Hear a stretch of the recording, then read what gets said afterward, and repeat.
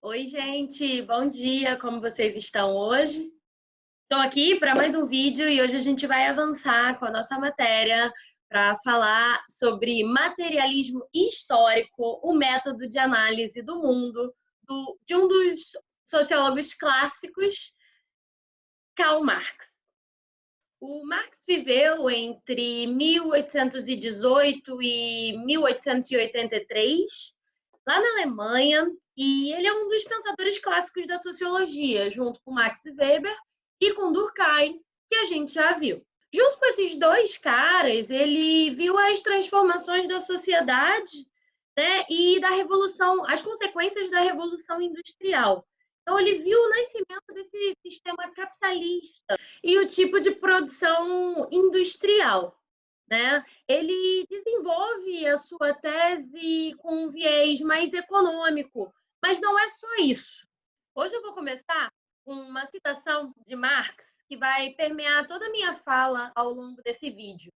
Eu vou ler aqui para vocês terem em mente essa fala dele enquanto eu vou explicando a matéria. Eu acho que ajuda bastante. Vamos lá? Os homens fazem a sua própria história, mas não a fazem como querem. Não a fazem sob circunstâncias de sua escolha, e sim sob aquelas com que se defrontam diretamente, legadas e transmitidas pelo passado. Esse trecho é de 1852 e pode ser encontrado no 18º Brumário de Luís Bonaparte. E esse trecho está lá bem no comecinho, tá? Vocês conseguem encontrar ele online também, porque já é de domínio público, já que tem mais de 100 anos da publicação. E esse trecho vai ajudar vocês a pensar a pergunta que eu vou fazer lá no final, sobre a capacidade de agência dos seres humanos. O Marx estava muito próximo, né, daquela realidade advinda da Revolução Industrial, e ele escreveu muito sobre as desigualdades que vieram como consequência desse novo processo de produção, né, que era a produção industrial. Ele falou também sobre as péssimas condições de trabalho dos operários naquelas fábricas e da baixíssima remuneração, né? O Marx foi um crítico dessa sociedade capitalista, porque ele dizia que os burgueses, e a gente não pode dizer que os burgueses são os ricos, a gente deve dizer, a partir da perspectiva de Marx, que os burgueses são os detentores dos meios de produção, os donos das fábricas, daquelas máquinas todas. Ele dizia que essa classe burguesa, né, ela desenvolveu uma ideologia dominante, ela era uma classe dominante, né? E essa ideologia que foi desenvolvida por essa classe dominante acabava manipulando a classe dominada, que no caso é o proletariado, né? São os trabalhadores, esses operários, aqueles que vendem a sua força de trabalho porque não detêm nenhum meio de produção. A única coisa que resta para o proletário é vender a sua força de trabalho para essas pessoas que detêm o monopólio dos meios de produção. Acredito que a gente possa dizer que o Karl Marx foi influenciado também por esses ideais iluministas, né, que dão total valor à razão para explicar o mundo. E ele também teve uma grande influência de outro filósofo que a gente chama de Hegel. Eu fiz um vídeo para vocês na aula anterior falando sobre a dialética hegeliana, né? A gente sabe que a dialética não foi cunhada por Hegel, mas é a partir da dialética hegeliana que o Marx vai desenvolver a sua própria maneira de analisar a sociedade, o seu próprio método. Hegel foi um filósofo diferente de outros filósofos metafísicos, como Parmênides ou Platão, por exemplo. Parmênides e Platão acreditavam que a gente possuía uma essência imutável, né? Que as coisas possuíam uma essência que não mudava nunca. O Hegel foi um filósofo idealista, mas ele acreditava que as coisas estavam em constante mudança ou em transformação. E por quê? Porque para Hegel as coisas são intrinsecamente contraditórias. Se vocês ainda não olharam o último vídeo sobre a dialética de Hegel, eu sugiro que vocês assistam aquela aula, deem uma estudadinha na dialética hegeliana e depois avancem aqui nesse vídeo de hoje. Para Hegel, a existência contém em si a sua própria negação, que a gente chama de princípio da contradição. Eu escutei um exemplo uma vez, muito bom, e foi o que me fez entender a dialética de Hegel. Pensa no ovo, que seria a tese, né? O ovo tem um formato. Dentro do ovo, a gente tem a clara e a gema, coisas completamente diferentes do que o ovo em si. A junção da gema com o ovo forma o quê? Forma o pintinho, que é outra coisa completamente diferente. Então, a gente tem o ovo como a tese, a gema e a clara como a antítese e o pintinho como a síntese. E foi assim, com esse exemplo, que, enfim, eu entendi o que é dialética de Hegel. Voltando para Marx. O que o Marx quer explicar é a história e como as pessoas se transformam através dela. Como a gente chegou aonde a gente está hoje.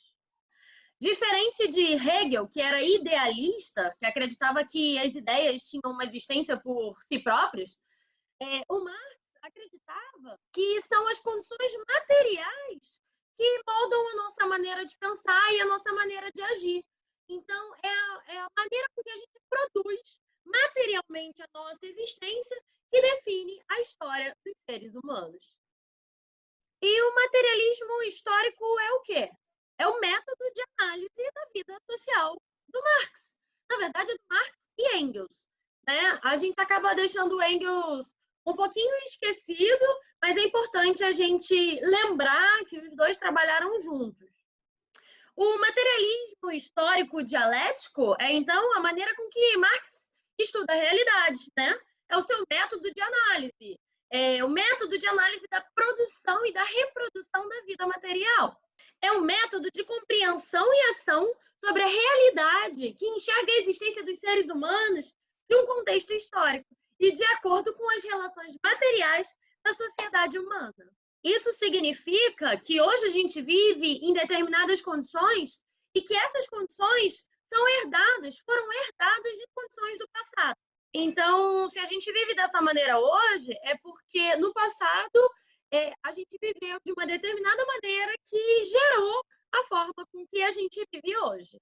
Marx é materialista porque, para ele, é a matéria que orienta a nossa maneira de ser, de pensar e de agir. É o que a gente tem ou o que a gente deixa de ter que vai mudar a nossa existência no mundo. Ou, para ficar mais bonito, a nossa ideologia. Mas eu falei lá no início do vídeo, quem tem mais força para cunhar, para desenvolver essa ideologia? É a classe dominante. Para Marx, são os burgueses, é a classe burguesa, os detentores dos meios de produção, que desenvolvem essa maneira de pensar, essa ideologia que acaba influenciando a nossa vida. Nós, a classe proletária. Outra característica que eu acredito ser bem importante para Marx é que o todo se sobrepõe às partes. Isso eu acho ele até um pouco parecido com Durkheim, né? Quando ele fala que a soma dos indivíduos não faz a sociedade, não forma a sociedade. Beleza, gente. Então, o que a gente já sabe? Que o materialismo histórico é um método desenvolvido por Marx para explicar o funcionamento das sociedades humanas ao longo do tempo. O Marx explica que as relações sociais são construídas de acordo com as relações materiais de existência. E a forma com que os indivíduos manifestam a sua vida reflete muito aquilo que eles são.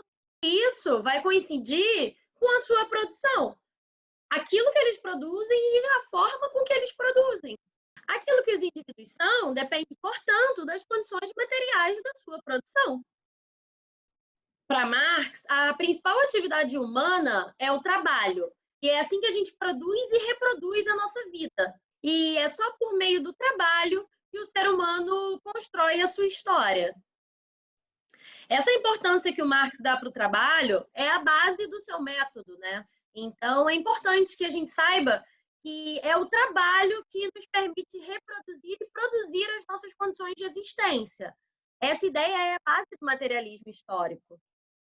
Mas por que a gente está falando sobre isso hoje, né? Lá na nossa apostila, o caminho que a gente vem fazendo, a gente chegou até Durkheim, que entende que uma sociedade saudável é aquela que apresenta um nível de coesão social, né? Onde as regras estão estabelecidas e todo mundo está cumprindo com a sua função dentro daquele organismo vivo, correto? E Marx? O Marx ele vai trabalhar a ideia de transformação a partir da dialética. E era essa a diferença que eu queria que vocês tivessem em mente hoje, né? Através do materialismo histórico dialético, o Marx vai dizer que a transformação da sociedade ela pode acontecer, na verdade ela deve acontecer, né? Mas a gente vai falar sobre luta de classes e socialismo mais para frente também, em um outro momento. Para o Marx e para o Engels, as mudanças elas vão acontecer e elas vão acontecer em ritmos distintos. Vão ter momentos históricos em que a gente vai ter grandes mudanças e a gente vai ter outros momentos históricos em que a gente vai ter pequenas mudanças ou somente a reprodução do que já existe. E é como se a gente pudesse pensar numa panela com água fervendo, né? As mudanças vão acontecendo, vão aparecendo aquelas bolinhas, e em um determinado momento a água vai entrar em ebulição. Outro ponto que é importante também para o materialismo histórico dialético, que a totalidade é constituída de partes integradas e interdependentes. A gente não consegue analisar o todo sem levar em consideração as partes. E a gente também não pode tentar entender as partes sem pensar no todo. Nada pode ser pensado de forma isolada, mas sim sempre conectadas. E o terceiro é que as transformações elas obedecem o princípio de negação da realidade existente, da realidade que está sendo modificada. Mas tanto a negação dessa realidade quanto essa realidade, elas estão sendo modificadas e vão gerar um outro resultado completamente diferente. E aí, como vocês já estudaram a dialética de Hegel, e depois de assistir todo esse vídeo falando um pouquinho sobre o pensamento de Marx, a gente sabe que é aí que mora a dialética do Marx, né? O materialismo histórico dialético.